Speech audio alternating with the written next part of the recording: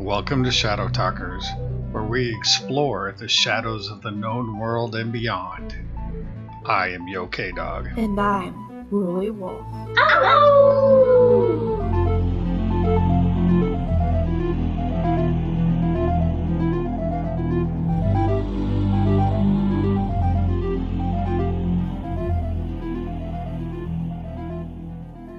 Bigfoot, Sasquatch, Yeti, the Abominable Snowman, or one of my favorites, the Yowie.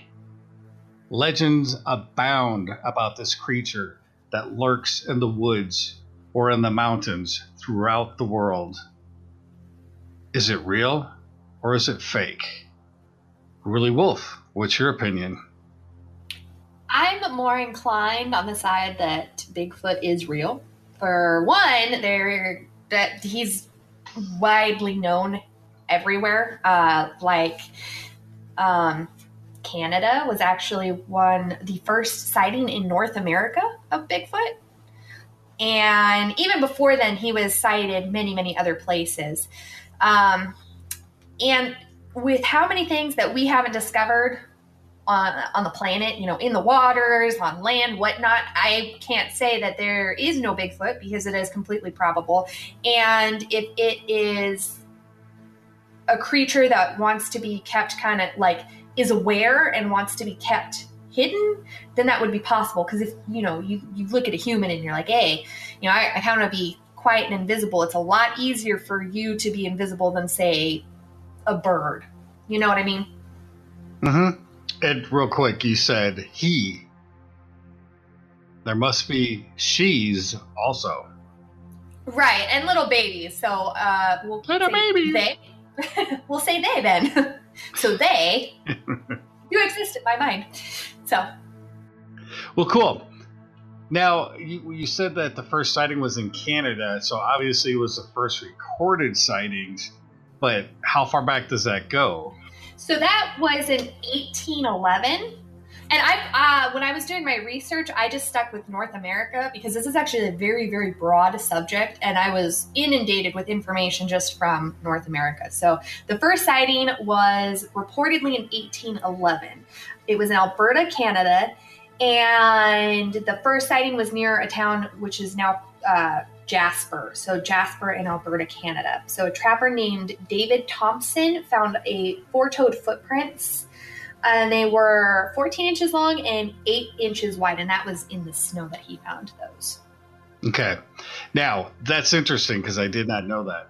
But let's go back to the American Indians. There is lore of Sasquatch. And that's what some of them call it. Some of the tribes called it. So really, history goes back farther. And then if you go to the Himalayas, they have the Abominable Snowman, which goes back very far too. So I get what you're saying. In Northern America, the first recorded thing came out of Canada, but... Right. And actually, you're correct on that. I actually found out that the Native Americans... at least 24 recognized tribes all had a Bigfoot in their thing. Each one had its own unique name, but all of them described that. So you're right. I was absolutely incorrect that being the first recorded sighting. Because as you said, the Native Americans a very large majority of the tribes had him in their history. Well, I do want to say, first of all, thank you for admitting I'm always right. I appreciate that. Nice try, man. Yeah, right? Okay, no, seriously, though. So, yeah, I mean, Bigfoot and all the other names that people use in different cultures goes way back when. And this is a real thing. So we have not seen Bigfoot, and that's where, nobody's ever produced any real proof. It's all semi-interesting, that could be, that could not be. And you think with a creature like that you would be able to get some legitimate hands-down proof. I love the story about Bigfoot. I love the fact that it still exists because then it makes you think it has to be real. But it's hard to, I cannot say Bigfoot or Sasquatch or whatever is real because there's no evidence whatsoever. But I want to go into some stories too about Bigfoot. It's just that I just wish with all our technology and stuff now that we would actually see something. You had actually sent a very interesting video just today, in fact, about what looked a lot like a Bigfoot and looked like a Bigfoot carrying a baby. And unfortunately, and it was actually a clear video, and we've said this, and we'll probably say it again. That is our biggest downside with some of these things is that, again, we live in a modern day with great technology, and you get a video and it's crap, and you're like, what the heck, man? Like, right. I can't tell what this is. You're trying to sell me something, but that's kind of a hard pill to swallow because I can't tell. So it's actually a very clear video. It's called the Independence Day video. It's got an unknown filmer and unknown location. You know, I can tell you this. Unfortunately, I was only watching it on my phone, and I need to go watch it on a bigger screen on my computer. But it was, the obvious things you look for. Does it look like a costume? Is it loose? Is it flappy? Not that I could tell. It looked like an actual creature moving through the woods, and definitely it was very clear. It definitely would be considered a Bigfoot because there is, I mean, I can't imagine that would be like a gorilla or something. And then on top of it, it was carrying a baby, and I was trying to decide, was that somebody in a costume who had a stuffed look-alike baby and was carrying it around acting like, oh, look, it's a mama and a baby. But when you watch, hang on, when you watch it though, I couldn't tell if it was moving or not. But if it wasn't real, whoever did the play acting did a really good job because it looked like a mother animal or human, however you want to put it, holding a baby and trying to take care of it, like, protect it in a way. It was very interesting. Right. And I actually watched this on the computer, so I had a bigger view, and I watched it probably 10 times. The little baby, its head does move towards the camera person. Thank you. I thought so too, but couldn't that be a puppet? I mean, it could be. I mean, if you look at like the Dark Crystal, they have amazing puppeteering. So it could absolutely be that. But again, as you said, if that was a puppet, that was some fantastic, I would assume, amateur work. But then again, that person is unknown, so you never know. I mean, right. Jim Henson could have gone out and done it himself. Just kidding. Well, all I got to say was, well, let me ask you this real quick then. So did it look like a costume? Did you see flappy suit? The whole thing that, there's saggy skin, there's this and that. And I had a really hard time with that. That's part of the reason I watched it so many times, is that it was really hard to determine, and almost looked like, as well, that the mother had kind of a flabby belly, almost like, you had a baby, now you kind of have a flabby belly. So the detail that went into it was, if it was fake, was amazing. It was actually, I think, a very good one. I mean, I could go both ways, but I'm leaning a little more towards, I could see it being real. It's very intriguing. Okay, and I agree. I'm intrigued. I'm going to have to go watch it on the computer because I was impressed. I was like, okay, they're doing a good job, so I'm going to look into it. So here's something I want to add into our discussion, and that is, let's say they found Bigfoot. You actually got a hold of a body and stuff like that. Would Bigfoot then be the missing link between man and primates? No, I think that would be all based on testing, like, how many strands of DNA match and whatnot. That's not a subject I really want to get into now, because yeah, that's a pretty deep one. Think well, it is. It's a very deep one. So the thing is, and it brings up a whole bunch of different topics. But yeah, no, I mean, that's an interesting thing. It's like, nobody's ever found a body. Although, and I don't have the information on this, but now that we just brought it up, there was a a couple guys who said they were hunting back in the 60s, and they claimed they shot a Bigfoot. Of course, they have no evidence, but they came out many, many, many, many years later and said they shot a Bigfoot. They didn't realize it was a Bigfoot when the one guy who shot it was unable to really tell what it was, so he shot anyway, which, by the way, you never shoot your target when you're hunting unless you know exactly what it is.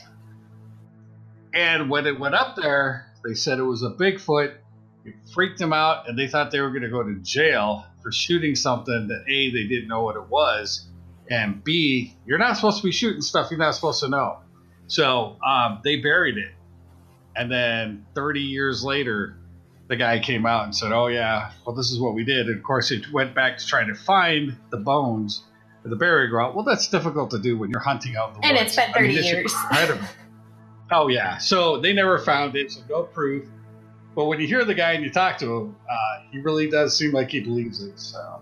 Yeah, and I would have to say, too, that, since it's something that is a mystery, we don't know what they do or how they act or how intelligent they are. And so what if they bury the bodies and we don't find bodies because nobody's just going around digging for Sasquatch bones, Correct. So, well, that's true. That would be a reason for not finding the bodies, or, maybe they cannibalize their dead and then bury the bones. Who knows, but again, if Sasquatch is out there, they are a very, very, reserved species. They like their privacy for sure. Stealthy. Yes, they're very stealthy, extremely. Which, on that note, I'm just going to give a quick description and a couple names of Bigfoot. So, okay. Bigfoot, or Sasquatches, are described from 6 to 15 feet tall, and depending on where you look, those change a little bit, but that's just kind of a generalization. 6 foot would be on the small side. Stands on 2 feet, often having a foul smell. So I kind of theorize that it's either like a skunk to help keep people away, because generally when you're out doing, you're out on a hike and you smell something nasty, you kind of avoid it. Or just, interesting. So that's kind of what I think the smell might be, possibly. But there is also that, just if you've got a lot of fur and you're out there in the wild, you can stink. However, most animals in the wild don't generally emit such a stench as is described of Sasquatches. They have the ability to move silently, even though they're large, and they also are able to emit a high-pitched cry. Descriptions can vary slightly, such as size, fur color, and demeanor.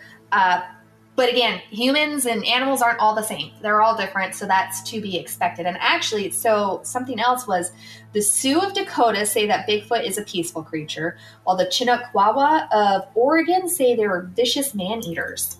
So that's something that I think is interesting. And I have a little bit of a story to tell about the vicious Sasquatches. And so then, of course, we have Bigfoot.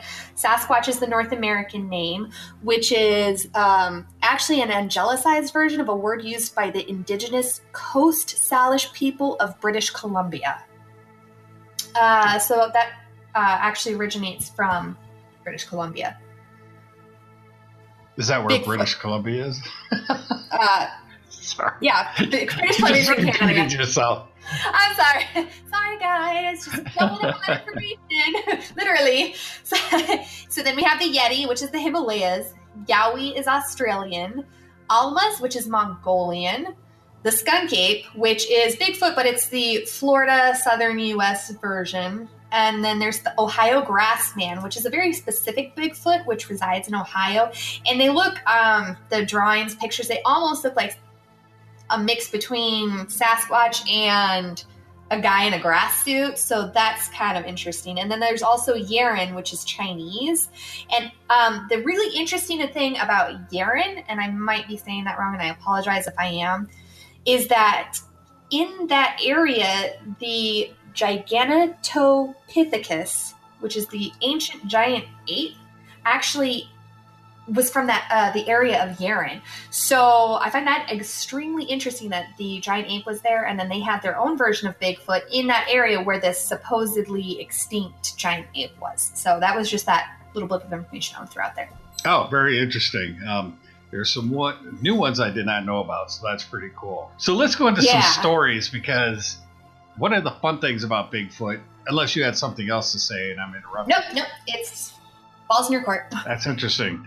So, I know when I was younger and I was in Boy Scouts, we had an incredible Boy Scout troop, and our scout leaders were awesome because often we camped off the beaten path. So we didn't always go to pre-made campouts and all that stuff.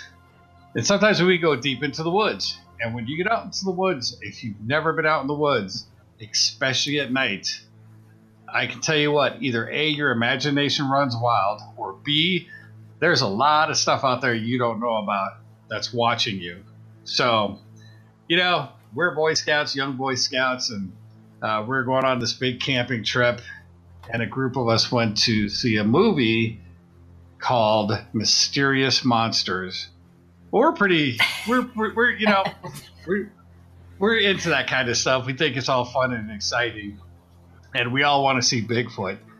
And anyhow, in that movie, they make Bigfoot into a pretty darn scary creature.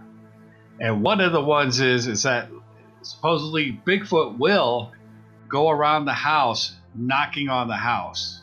Interesting. And a lot of people have reported this, and they said they look out the window and they see a creature staring right into the window, and it freaked them out. Well, in the movie, they did a really good job of scaring the living bejeebies out of us, because Bigfoot was at the door and the person could hear him walking around, and then the walking stops and they open the door, and probably not a very fair way to present Bigfoot. But here was this bloodshot eye, 10-foot tall, teeth-bearing Bigfoot.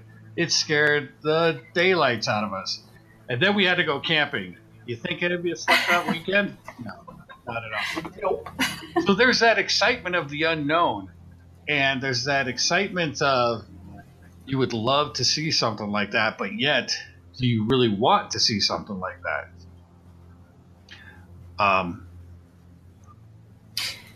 Yeah, that's a tough one, because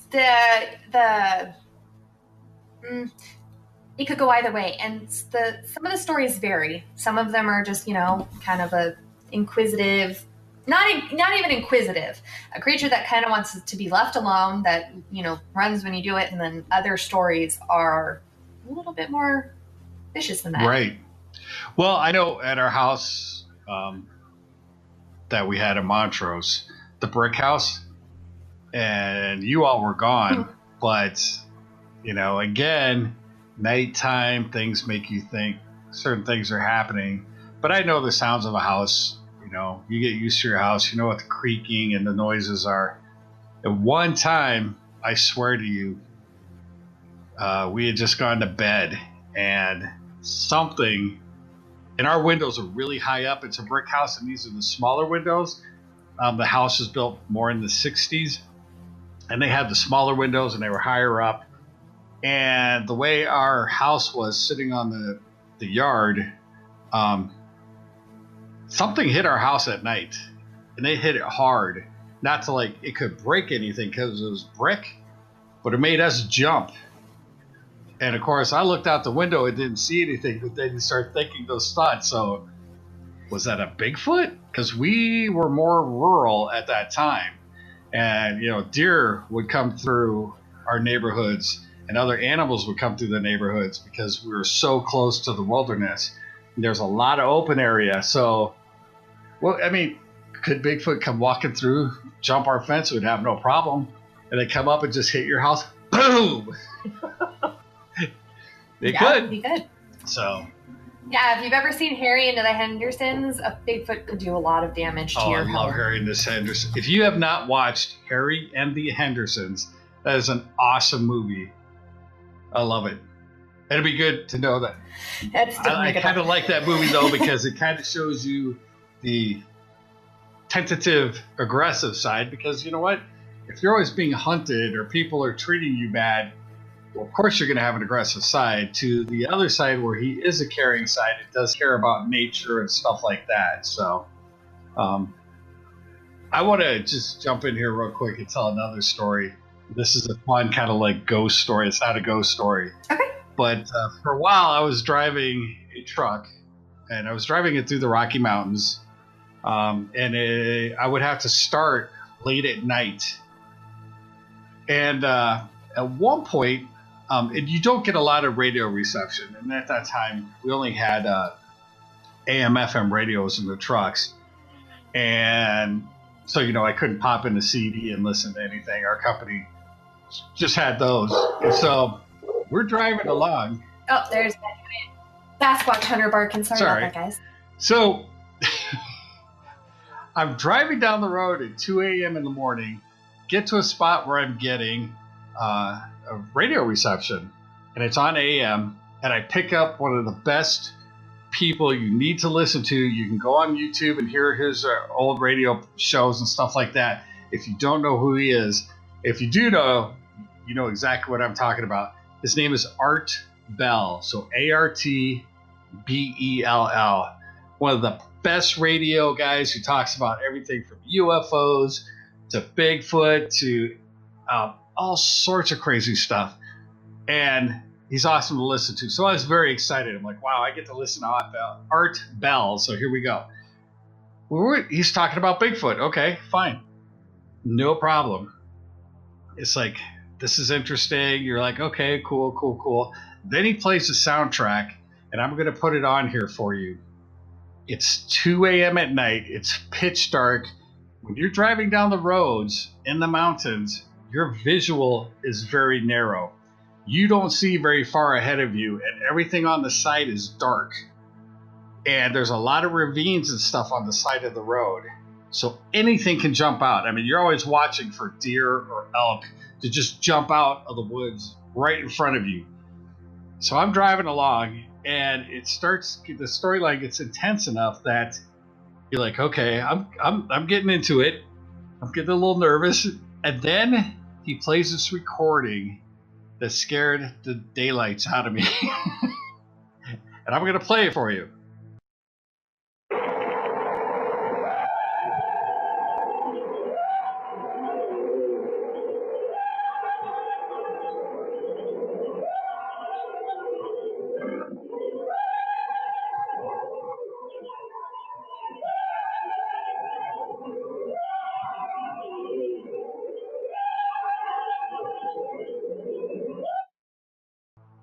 Now, you may go, oh, it's nothing. You may be listening to this podcast and it's daylight and you're in your office or you're in your home secure.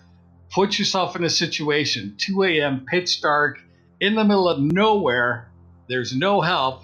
And they played this recording, and I swear to you, you're going to think a Bigfoot's going to step right out in front of you, because that's what I thought. And I was like, it had my adrenaline going. But that's what I love about Bigfoot. It's that unknown that nobody can explain. Really? Wolf? Yeah, listening to that clip in the daytime was freaky enough. If I want to give myself a good scare, I'll listen to it tonight while it's dark. Because that was not... Yeah, that was pretty spooky. Yeah, if I heard that in the middle of the night, I'd be gone. See ya, bye. Right? But, again, that's what makes Bigfoot so fun. And again, to me, it's like the legend sticks around. Oh, so absolutely. Bigfoot's an oldie but goodie, and people are like, why are they still looking? You know, there's even a TV show out. Okay, so I'm going to take my debunker side. Are you ready? I'm ready. So I'm not going to say the name of the show. If you know about it, you know about it, or you don't. But they've so commercialized it. I'm kind of disappointed because I was excited. I'm like, good, these guys are going to come up with something, and they're going to make things happen. And it came down to every episode I watch, they have nothing. They're like, oh, we're going to knock on a tree with a rock because that's how Bigfoot communicate. And then they'll knock on a tree, and then off in the distance you hear somebody knock back. Well, how do you know that's not a setup? Then they'll be like, oh, we heard something in the woods. I've camped a lot. You always hear stuff in the woods. Well, not always. Oh, yeah, absolutely. You know what I mean? Well, yeah, I mean, honestly, I think it's kind of weird if you don't hear something while you're camping. It's a little too quiet. I mean, there's animals all around you, so. Mm-hmm, there is. And then, they never, ever, ever get a sighting of Bigfoot. They never come up with any evidence. It's all speculation. It's all like, scientists who can't prove anything, so they throw a theory out there. And it's like, okay, that doesn't even hold water, It's like, so I'm a little disappointed, but I can tell you this. Here's my pet peeve. Pet peeve warning. Now you're committed. You have to do that every time. I know, right? So here's my thing. Oh, yeah, by the way, we need to put a trigger warning back for that audio. I guess we put it in. So if we've already scared you, sorry. We'll put it in the comments. Right? Description. Isn't that what it's called now? A trigger warning? Yeah. I don't know. Hopefully, if you're listening to this, you want to get a little suspense, and hopefully we provided that. If we have not, well, I'm sorry. But here's the thing. So they've now come up with a term. So going off Sasquatch, they now, when they're hunting, they're like, we're squatching. Oh, my goodness. Thank you. Really? I'm sorry. That terrible. Is not bringing me to think that they're hunting Bigfoot. Here's the easiest way to make you sound incredible. I mean, not incredible, uncredible. Well, I mean, how credible are you that you're going to call yourselves squatchers? Is that what you said? We're keeping this clean, pretty much. But here's the thing: when you're squatching in the woods, that doesn't sound like a very nice thing to me. I'm just saying. Oh boy! Well, that's. Jeez. Well, and if you listen to that audio, and then there's other audio out there too, of supposedly what people have caught, they think is Bigfoot, and a lot of them will admit, we don't know what it is, but we can tell you this is not anything we've ever heard before. That being said, these people also go out in the woods and do this howl that if there's really a Bigfoot out there, I can tell you the Bigfoot's looking over his shoulder going, what a bunch of idiots. Just shut up. Exactly. I mean, really, just shut up. It's like that. Oh yeah, no, it's. Well, heck, that's like trying to bark to a dog. Okay, this is how dogs bark to each other. Bark, bark, bark, bark, bark, bark. Dogs go there. Are you an idiot? Right. What are you doing, man? Like, come on. Well, it's ridiculous. I mean, seriously, no Bigfoot is going to respond to that. They're going to know that is nothing like a Bigfoot howl, and they do the same thing again and again and again. Give me a break. Go find Bigfoot. Shut your trap. And find Bigfoot. So there you go. Well, so here's the story I found because I personally have had no experiences like that to creep me out or anything. Because you don't camp. As of yet. Because I live where the scorpions live. I don't want to sleep with scorpions. True. I get that. I'm going to give it a shot, though, because I like camping. So let's slap this story together with that sound recording, and then I think you'll be a little bit creeped out. Even more than you might be. So, rumors went on through the years of Bigfoot from 1811 and the Native Americans who started with the stories in Northern America. So, in 1910, 2 miners were found in Nahanni Valley, Canada. The men's heads had been ripped off in a way that reportedly couldn't be possible for a human to do. Bigfoot was attributed to the murders. Nahanni National Park is nicknamed the Valley of Headless Men because there have been an estimated 44 cases of vanishing people there and headless bodies being found later. Not all of those 44 were headless bodies, but there's a large majority that disappear. The area is known for being a hotspot for Bigfoot activity as well as mysterious lights and UFO sightings. It's also believed to be have a remnant population of Amphicyonidae. Whew. So that's a tongue twister. They're believed to have gone extinct, and they're a bear-like carnivore, which doesn't look like Bigfoot, so it couldn't necessarily be mistaken for Bigfoot. But that is a story that was out there. There is the chance that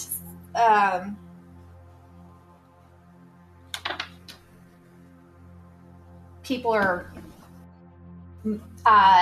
throwing the Amphicyonidae out there just because they're like, oh, well, Bigfoot's out there and people see mysterious lights and UFOs, sightings and whatnot. But for sure, at least beginning in 1910, there was a Bigfoot suspicion out there in that area. So. Right. Well, there was another one in Russia. Okay. And that one was back in February of 1959, where 9 college students climbed the icy slopes. I'm going to hope I say this right. Dyatlov Pass in the Yuri Mountain of Russia. I'm so sorry I hacked that up, but they never came out alive. And the thing is they were very young, vibrant kids. Now, there's 2 sides to the story and 2 thinkings to this, and that is, some people believe that, well, there is a legend in that area that there is a Yeti, Bigfoot style creature out there, and don't go in there. And a lot of people don't go in to this very, very remote area. Well, these college students were found later. They were all dead. And there was the Bigfoot killed them, it was a UFO, because they supposedly found radiation, or there were high levels of radiation and some kind of like burned marks in the snow or in the grass there. So let's take the Bigfoot side. The Bigfoot side is that these students, and you had some able-bodied men there too to help, if they were fighting something off. Something scared them. Supposedly they were in their tents and they tore out of their tents because they were scared to death and ran off with some of them with no clothes, that were very little clothing on, and took off towards the woods. And they were found later. A couple of them had busted up ribs. A couple of them had their heads cracked open. One of them had their eyes gouged out, or their eyes were missing. So again, the whole thing is the legend is, don't go in there, because whatever creature is there doesn't want you there, and it will take you out. And this is a big thing. It's just now resurfaced. So this has been going around for obviously a long time, but this legend has come back, and some other people are starting to disappear. And just so those, we live in America. I live in America. RulyWolf lives in America. We're used to big, open, expansive areas. A lot of people think, well, we're so civilized, we have so much technology, that there are no real rural, real deep woods area. Let me tell you what, there are some deep woods area you go into that there's nobody around. So the government has set areas, you can't go in here. There's just areas where people don't build because there's not enough water or whatever. Right. But the reason why I bring this up is I remember I was at a dude ranch, which is awesome. And some people from Europe came over, England, Germany, and stuff like that. And they were amazed at how big the territory of the USA is, how much open space there is. It boggled their mind, because they live in smaller countries that don't have all that extra room and area. But we're not the only ones. I only say that because I live here. But you've got China, huge area. You've got Russia, huge area. You got Alaska. Alaska is U.S. But you know what I'm saying? And Canada's big too. Canada, absolutely. Mm-hmm. So there are some incredibly remote areas, and I've gone hiking more in my youth. I don't do it so much now, but actually Old man. I don't do it now. I look out my window and go, it would be a great day to go for a hike. Hey, what's on TV? And you know who does go hiking? Me. Right. So anyhow, my point being is, there are some people who can't understand the expanse because they've never experienced it. When in my youth, with my friends, we used to just, and it's not a smart thing, don't ever do it. We would just go hiking into the woods. And I'll tell you what, I've got story after story of things that we've encountered, things that we didn't see. But there was stuff in the woods. Could have been a bear charging through the brush. It could have been a wild pig. It could have been who knows. The point is, when you get out there and there's no cell service and there's no hope of any kind of rescue, it's creepy. It's really creepy out there. It is creepy. I did want to touch base on probably the most well-known video of Bigfoot out there. Ah, yes. Yes. So I did some research on this one because I find it very interesting. It's probably one of the better Sasquatch sighting videos out there, and it's from 1967. We are going to call Bigfoot in the video Patty because that is what that Bigfoot was nicknamed. So the video was taken by Roger Patterson and Robert Gimlin in 1967 and Bluff Creek, California. So there have been many attempts to debunk this video. And it's interesting to see that. So, after watching some of the videos and doing my own comparisons, I'm kind of in agreement that it isn't necessarily like someone in an ape costume. Okay. For example, let's see. So there was an anthropology and anatomy professor, Jeffrey Meldrum, at the Idaho State University. He points out that if you compare Patty to like Planet of the Apes, which came out in 1970, Patty looks much more convincing. The way the muscles move, the way the fur looks, and if you look at the Planet of the Apes, they, and I quote, look like big hairy Pillsbury Doughboys. Which I'm inclined to agree. A lot of the Sasquatch videos that you see, that's what it looks like. It looks like a, hairy Pillsbury Doughboy. And so the video of Patty, really, the fur is sleek and shiny. It's not that kind of dull faux fur look. And the movement is definitely different than somebody in a costume could be if they, per se. It doesn't mean it couldn't be somebody in a costume. Now, it gets interesting because Robert Patterson died in the 1980s, and he insisted that this was real. Roger Patterson, I might have said Robert. Robert Gimlin actually had said that he regretted the video, that he did not believe in Bigfoot before he went out with Patterson, and that he said the creature's existence ruined him. He told Outside Magazine that he wished he'd never left his home to go Bigfoot hunting with Patterson. He said he was ridiculed by his friends, and he thought that if he said anything, he was the town loon. But if he kept quiet, he would be considered a liar. So he, felt really frustrated because he's like, I never believed, and then I saw Bigfoot and I believed. And he said, he had a really hard time with how people treated him. And I believe that interview was done like 50 years after their video. So, that's a long time to stick with something, especially if you feel you're being ridiculed.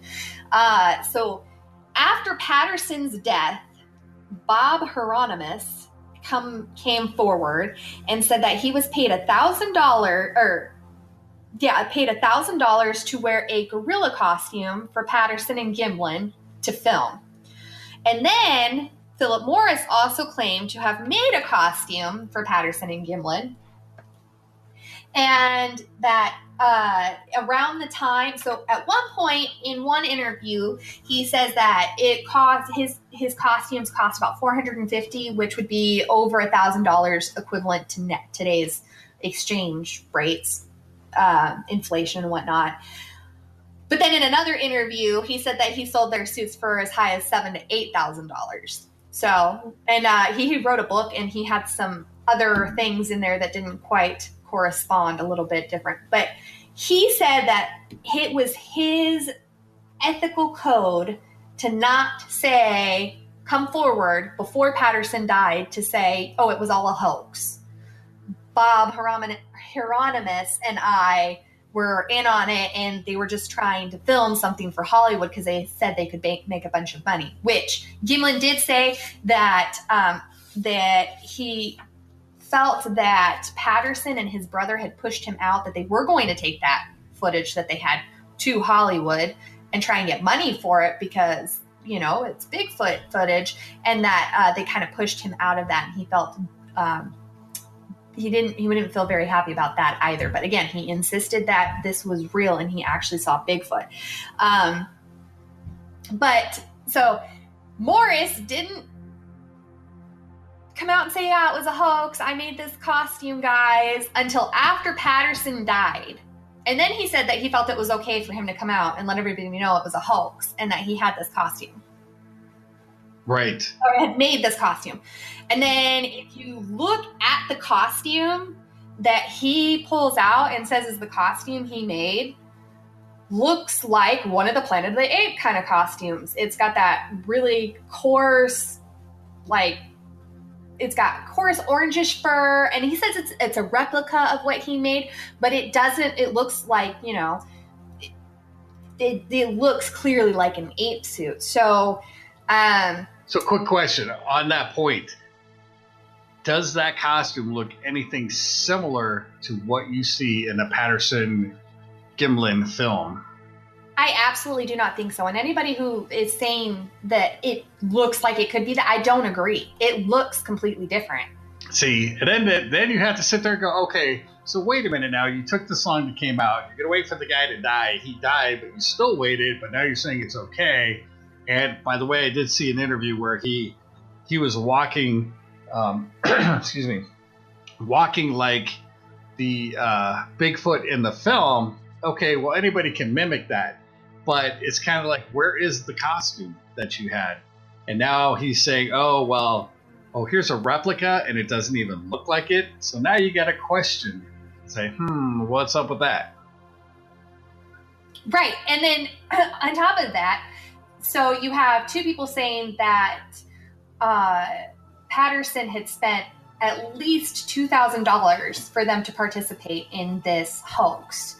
And at the time, Hieronymus actually said $1,000 directly. So, and then $450. But for the time, that's still a lot of money. So, you know, and then again, you have Morris sitting there saying that his suit sold for $7,000 or $8,000. So his price line's a little iffy. We'll go with the $450 of that time, though. So he spends all of this money on a hoax. And let's say, you know, he goes to Hollywood, Hollywood rejects it, and he gets absolutely no money for it.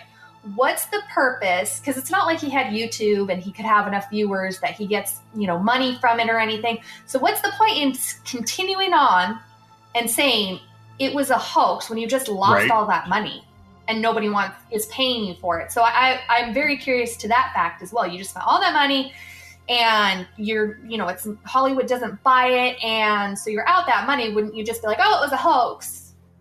Yeah, no, no, it doesn't. Make sense? That's where you have to look at stuff, because again, when there's a hoax, well, no, I take that back. Just forget that.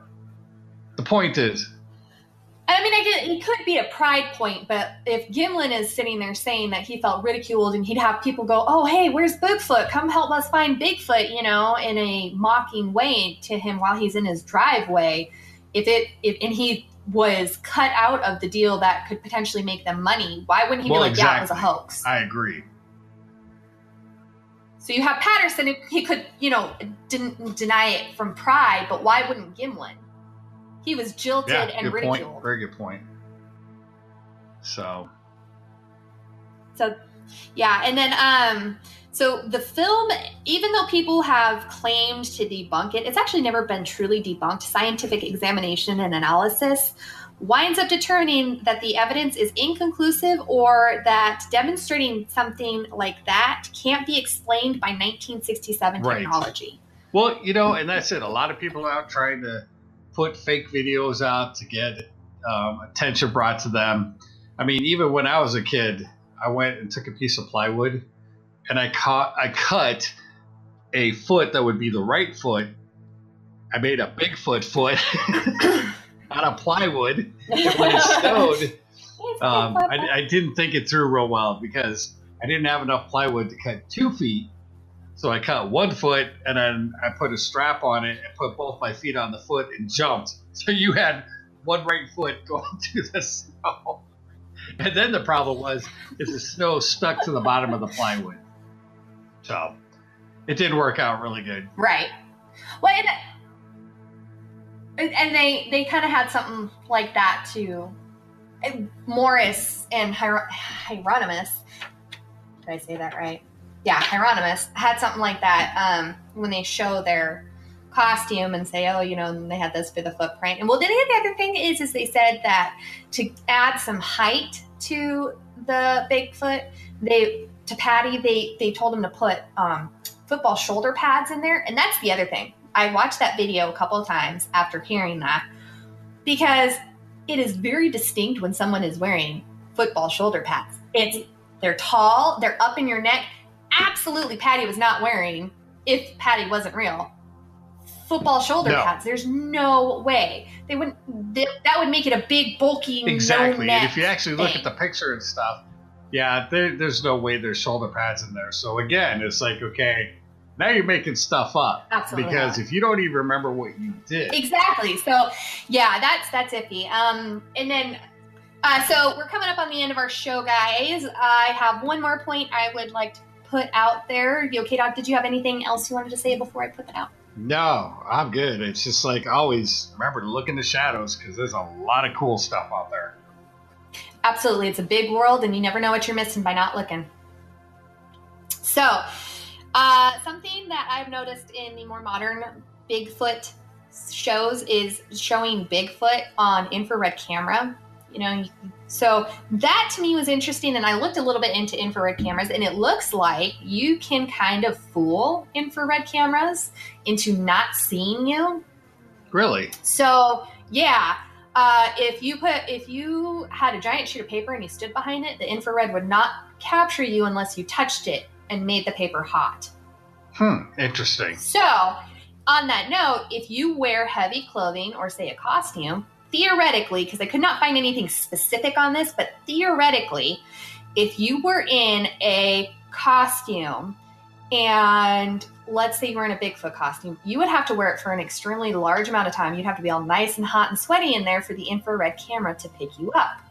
So on these videos where they're showing Bigfoot and you see the infrared and it's very, very, very hot. You can see how hot the infrared is. I'm extremely curious to know how long, if it is a costume, how long somebody would have to be in that costume for to get it that hot looking. And then, how well would the infrared pick it up if you're in costume? So that was something that I kind of thought would be an interesting thing that I would love to try out and find out. Right. That's a really good point. I never thought of that because it makes a lot of sense. Yeah, if it's your natural skin, infrared's going to pick up all over your body. Right. If it's not your natural skin, not so much. Right. And the ape costumes, Bigfoot costumes, they're thick and heavy. The decent ones that aren't like, oh, look, I got a little monkey mask on. They're thick, they're heavy. So they're going to block the body heat for a while. It's going to eventually bleed through at some point. But again, for it to be that hot, because if you're looking at it, it's all yellow and red, which means it's hot. For it to be that hot, how long would somebody have to be in that costume for before it was like that?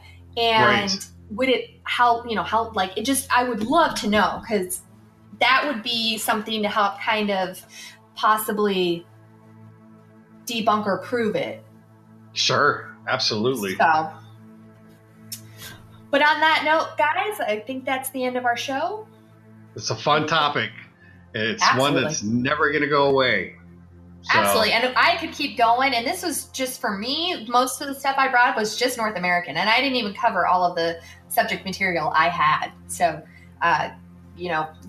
we might do a show just on the Yeti. You never know. Well, there you go. That's right. Well, this has been fun. It's an oldie but goodie. We love Bigfoot until we meet him in the woods. And if he's a vicious one, I don't want to meet him. If it's a friendly one like Harry and the Hendersons, I'd love to meet him. Absolutely. That would be awesome. So don't forget to like us on Twitter at Shadow Talkers. We are officially live there now as of April 2018. Follow us on Facebook. That account will be up and running soon. Shoot us questions, comments, like, comment, rate. We always love to hear ratings. And let us know what you think. And until next time, explore the shadows.